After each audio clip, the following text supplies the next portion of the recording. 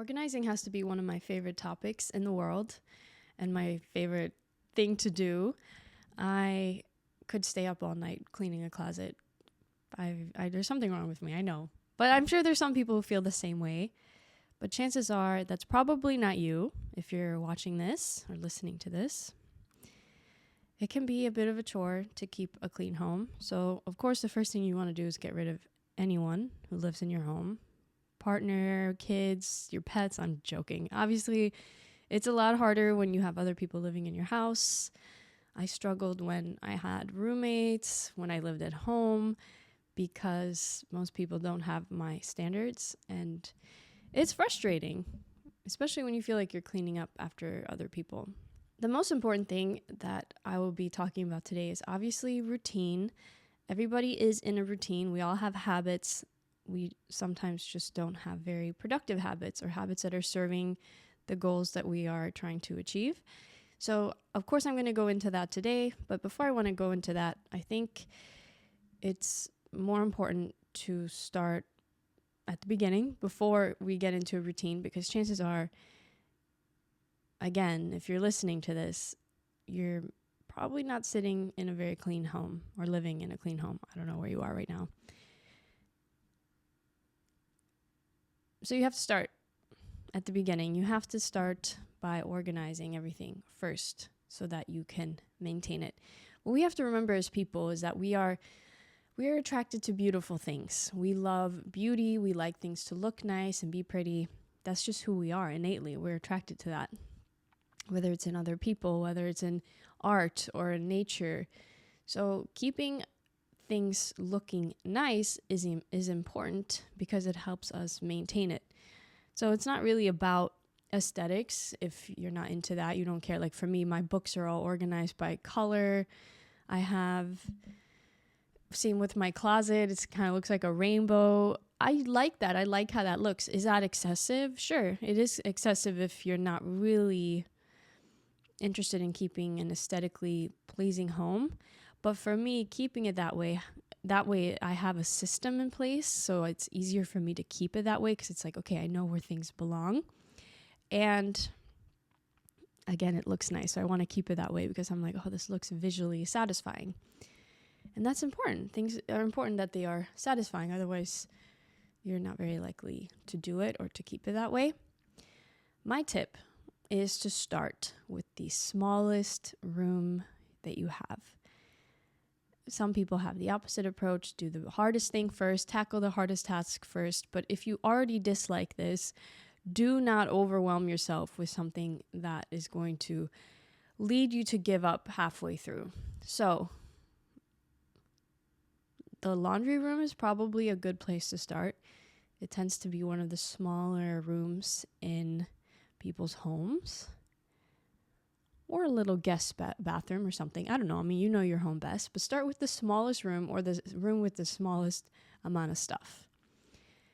And with the laundry room, I'm going to stick with that example here because I'm thinking that's going to be quite applicable to a lot of people.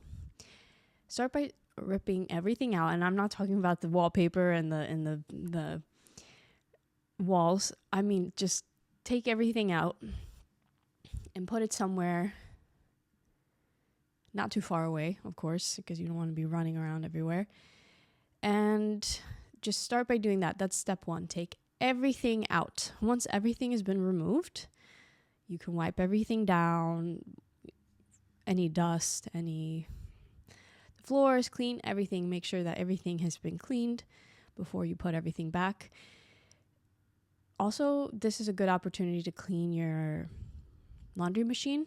And there's tons of hacks on this and stuff. I don't want to say specifically here what to do. I've heard of you can put vinegar and all this stuff, but I don't know. You might have a specific washer that has specific instructions on how to clean it. I don't know, but look up your model. You can Google it, or honestly, Pinterest is I use Pinterest for everything, for tips and tricks. But clean it. Use this opportunity to actually run a cycle of cleaning your laundry machine without any clothes in it, because it's going to it has buildup of dirt and everything. We use our laundry machines. A lot of us use our laundry machines every day, especially if you have young children And a lot of them, you're probably doing laundry a lot. So take this opportunity to clean them out, run them on a cycle as you're cleaning everything.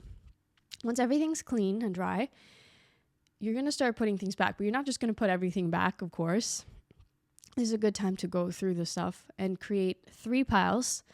I say 3 because it's a good number. You don't want to have too many piles where it's just, again, I'm keeping things simple. There's a method to my madness here. These are tips that I have collected over the years that I've finessed, and they work. They work, and they work for a reason. So keeping things simple is the key to this, especially if you don't enjoy this stuff. And do anything you can to make this fun. Make yourself a fun drink. Make some homemade lemonade, I don't know, or have your favorite pop, or I say pop. I'm from the Midwest, I say pop. Soda, whatever. Play some music, turn on your favorite show, whatever you need to do to get yourself through it. Make it fun. Try to make it fun.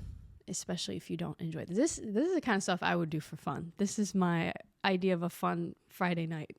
So I'm trying to think of ways to make this easier. 3 piles. So the 3 piles are going to be keep, without a question. This is what you're keeping 100%. You're going to put things in this pile that require no thought. Immediately, you know that's going to be saved. The second pile is a maybe pile, because the key to this is to keep moving. Once you get to the point where you're reaching really hard to tackle obstacles, that is going to make you very likely to give up, because that's what we do. We get excited by a project or something. We start and we go, whatever, this isn't fun anymore. I hit a problem. I hit a bump in the road. So we're trying to avoid the bumps in the road as much as possible. So pile number 2 is going to be, I'll decide later. I don't know right now. And if you pick something up and you're not sure, even if it's a moment of hesitation, just put it in the maybe pile. And the third pile is going to be trash / donate, give away, get rid of. The get rid of pile, right? The things that are not going to stay in your home. So I guess this is kind of like 2 piles in a way. You have a big trash bin where you just throw things away or recycling, and then have a donation box ready to go, or like I said, if you're giving it away to somebody, try to throw away as little as possible. We don't want to destroy our earth here, if possible. But if it's broken or anything, then of course you don't want to save it or give it away. Now you have your 3 piles. And as soon as you're done with all the items, and they're in their 3 respective piles, you're going to take all the keep items first. You're going to wipe them down, dust them off, whatever needs to be done to them. Because chances are, if it's in the laundry room, your laundry jugs or whatever you use for detergent is going to be kind of sticky and gross. It happens over time. Just using things every day, they'll get that way. Wipe everything down, make sure it looks clean. And this is important for, obviously, the sake of it should be clean. You don't want extra dust and dirt and grime collecting in your home. But again, going back to my first point about things looking aesthetically pleasing and nice, it's not about going out and buying a bunch of containers and moving one thing from another container. There's nothing wrong with that. I know people love doing that stuff online. I'm kind of against that in a way, because you're getting rid of a container that the product came in. That probably is the best way to store it. It's probably going to help keep it fresh, or keep it lasting longer on the shelf, or extend its shelf life is what I was really trying to say. And it also tells you what's in it, especially if you're talking about food, and you want to know the ingredients, the expiration date. Those things are important. But if you're into all the aesthetic stuff, then put it in a clear glass container and do all that fancy stuff. I think it's a little bit overboard. I also think it's a bit of a waste of money if you're on a budget. So there's no need to do that.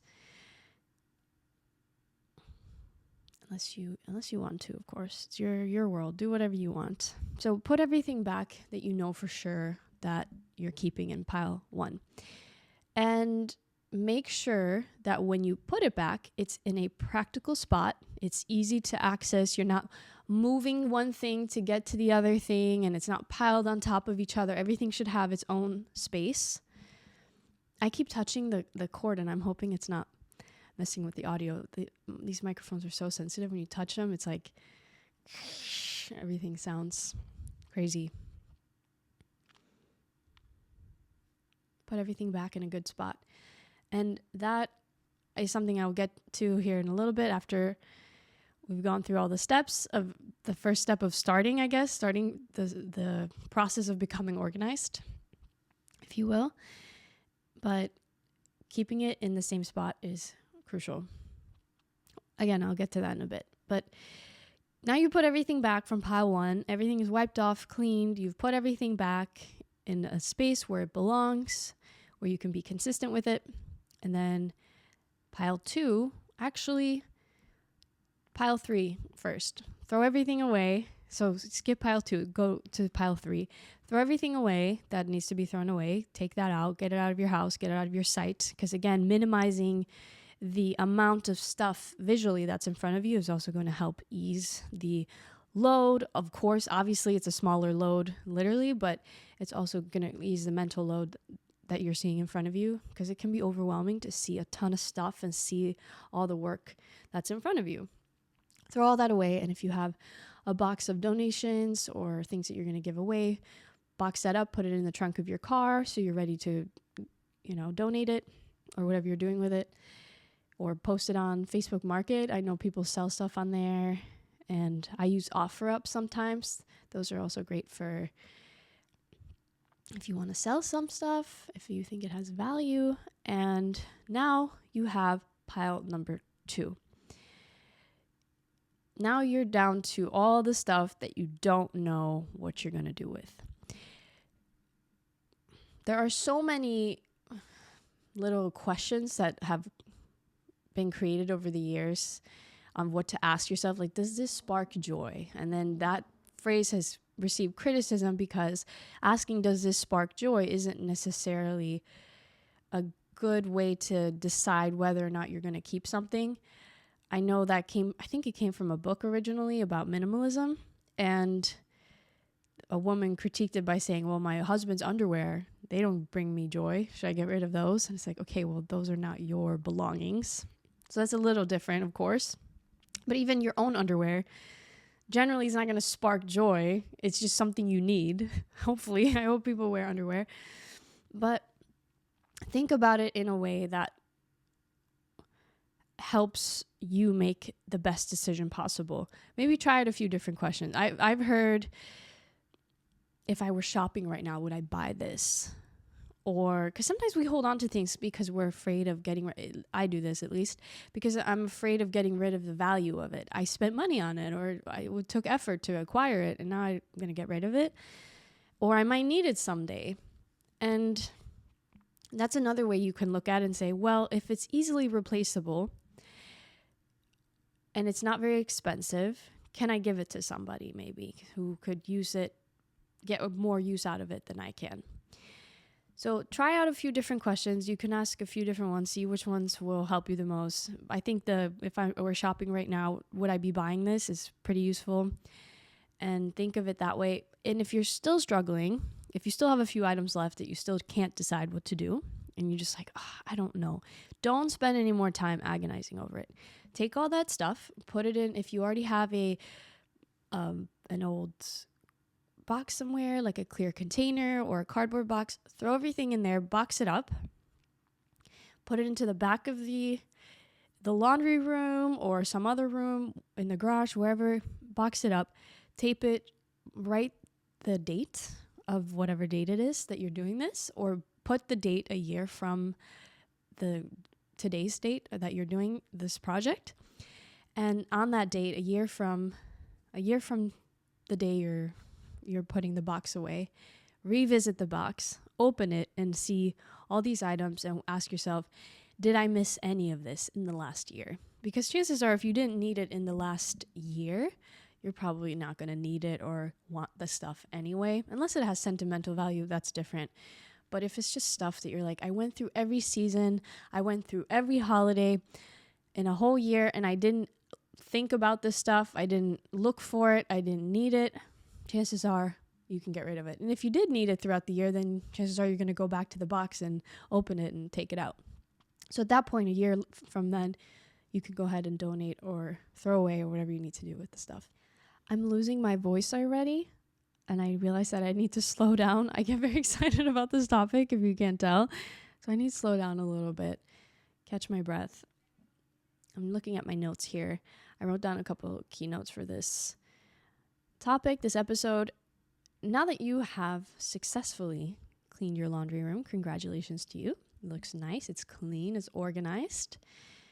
You're going to repeat this step for every room of your house. And I know it's daunting, especially if you have a big house, you have a lot of stuff, but keep breaking it down into small sections so you're not overwhelmed. So that's why I said start with the smallest room. Now move on to maybe a little guest bathroom if you have that, or a guest room. Trying to think of what other rooms don't tend to have a lot of stuff. Even bathrooms don't tend to have a ton of stuff unless you have a lot of products, skincare and hair care products. But go through that same process for every room. It's generally more or less going to be the exact same process. For the kitchen and the pantry, of course, you're going to be throwing away stuff that's expired or no longer fresh, and probably a lot more cleaning because there's just crumbs everywhere. I can't for the life of me figure out why the silverware drawer ends up with crumbs in it. Like, everything you put in there is clean, yet there's crumbs. And I've never gone to someone's house or spoken to anyone in my life who doesn't end up with crumbs in their silverware drawer at some point. It's so weird. Anyway, repeat that process for every room. And don't overwhelm yourself. Do one room a week, maybe one every 2 weeks, also depending on your lifestyle. Maybe you have to set aside a whole day for this, especially if you have a lot of stuff. It's probably going to take a long time. If you estimate, you look at a room, you're like, okay, this is a lot of stuff. This will probably take me 3 hours. Double it. Tell yourself, oh, no, this is going to take me 6 hours. Plus, I'm going to have to take a break to eat. Really give yourself a lot of time for this. And don't overwhelm yourself. I know it's easy to do that when you get into a project and you're like, oh, it's so daunting. Stick to the steps. Try it at least. If you try it and you're like, no, this doesn't work for me, then keep fishing around maybe for different hacks that work better for you. I hope these work for you. I hope that you can take them and it'll be beneficial. It's a tried and tested method that works because it keeps you moving, and that's the key. Again, like I said earlier, you don't want to hit those obstacles that make you just throw your hands in the air and say, I can't do this. This is I'm overwhelmed. There's too much stuff. I can't do this. Even better yet is if you can get someone to help you. If you have older children, or you have a sister or a brother or a husband or a wife, get somebody to help you. That'll make it a lot easier as well. And now the next thing that we're moving on to is routine, which is what I touched on when I was saying, when you're putting everything back, make sure you put it back somewhere intentional. Because one of the reasons people get frazzled easily when it comes to organizing, why they end up in a messy home, why things end up scattered everywhere, is because things don't get put back in the same place. Everything in your home, yes, everything in your home should have a space where it belongs. Even the remote to your TV, even everything. I can't think of anything that shouldn't have a space where it belongs. Your keys should always go in the same place. Your wallet. My wallet goes in one of two places. It goes into my purse. There's a little pocket in my purse where I put it, or I put it up on my key hook where my keys are. My phone is going off. And that's it. Those are the only two places that my wallet goes. There's been a couple times where I've lost it. I haven't lost it where I had to had no clue where it was, but I knew it was either in my car or it was somewhere in my apartment. But it was actually on the floor of my car in the backseat. I don't even really know how that happened, but it's rare for me. So I'm not saying I'm perfect and I'm always organized and I never lose anything. That's not what I'm saying here. I'm flawed like anybody else. Sometimes I'm on the phone or I'm frazzled. I have a busy day and things end up not getting put away. But because I do things habitually, very, very rarely do I lose things. And because I do it habitually, I will do it. It's an autopilot mode, right? It's an automatic gesture where I put my wallet, my keys, whatever it is, right where it belongs without even thinking about it. I could be doing something else, and then later I go back, oh yeah, where did I put my wallet? I'm like, I put it right where it belongs, because I'm so used to doing that. But if you're so used to putting your wallet wherever, you're so used to putting your keys wherever, you're going to be looking for them every single day. You're going to have that every single day. And I know people like that. I'm not calling anybody out here, although I could call out a lot of people. But throughout my whole life, since I was a child, I'd watch people every morning lose their keys. Where are my keys? Where's my wallet? Where's this? And I'm like, just put it in the same spot. And it's so much, it seems like a lot of effort, but it's actually the opposite. It's very little effort. Once you get into the routine, okay, hang up my keys. I have them in a very practical spot. I have them right by my door. So right as I'm leaving, it's the last thing that I grab. And when I come home, it's the first thing after I unlock my door. It's the first thing that I put away. Make it easy for yourself. Speaking of which, here's a little hack or trick that I want to give you that I've found to be very helpful. I love to organize, obviously. I've said it 600,000 times already in the last 20 minutes, but I do not like to clean. I shouldn't say I don't like to clean, but it's not my favorite thing. Cleaning is not my favorite thing. I like to put things in a neat way and organize, but cleaning is like, not my thing. So what I do is I maintain things. I maintain cleanliness as much as possible. I live alone. It's a lot easier for me. I don't have pets. I don't have children. I understand people get very heated about this. They're like, you don't know how hard it is. I'm like, of course it's hard, but there's always ways to make things easier for yourself. That doesn't mean it's going to be perfect and spotless 100% of the time, but make it easy on yourself. One thing I do is I have a microfiber cloth right underneath my bathroom sink, so that every time after I use the sink, because it always ends up messy with water everywhere, no matter how careful I am, it's so weird. It's just water is everywhere after I do my contacts and washing my hands and using all my, brushing my teeth, everything. There's just water everywhere. So I have a microfiber cloth that I can use to wipe down the mirror and wipe down all the water, because the water is ultimately, the grease as well, all the grease that builds up from our skin and our hair and everything, that's what's going to attract dirt. So if you can give a quick wipe down, it takes less than 10-15 seconds to do, you're going to be able to keep things cleaner for a lot longer. Now, again, I know it's hard because you're like thinking, well, I can do that, but I'm not going to be able to get everyone in my family to do that. And fair enough, maybe not. Or maybe you could encourage your family to start this new habit, or you could at least do it yourself. That's at least, a certain percentage of all the people using your bathroom. That's going to make a difference. And if you live alone, then it's the ultimate hack, I would say. Something to consider. Something for you to consider doing. So I try to make things really easy on myself.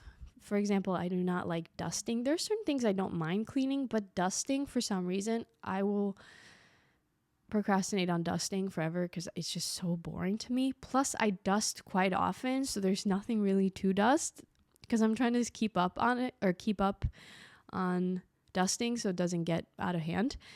So it's just boring for me. It's like not a satisfying task. Like, certain things are satisfying to clean because there's such a dramatic difference. Not dusting for me. But what I'll do is, for the longest time, I wasn't doing this. I had my duster shoved all the way back behind all my stuff underneath my kitchen sink, making it really annoying to pull everything out so that I could grab it. And I'm like, why am I making things harder on myself? What was I saying? My camera shut me off. I was talking about my duster. It's behind my sink, or underneath my sink all the way in the back. And I thought, let me make this easier on myself. So I put it really close to the front on the side so I can easily just grab it and go. And I have the refill Swiffer. It's like a Swiffer one with the yellow that you put on a new one. I'm doing an excellent job at describing this, I know. But the refill things, I keep those right underneath the box and the Swiffer on top. So it's just easy for me to grab and to dust.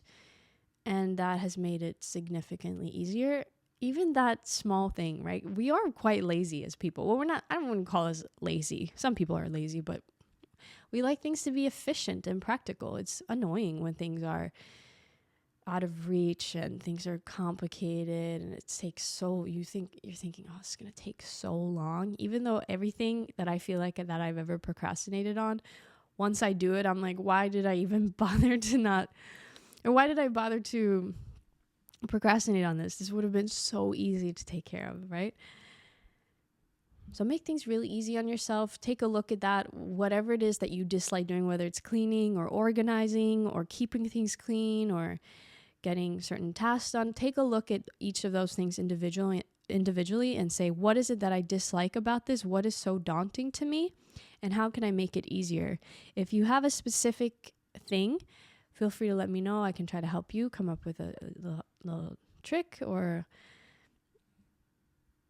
a better method or something to make it a little bit more efficient. I'd be happy to. But also, if you can for yourself, try to think about what you could do to make it easy.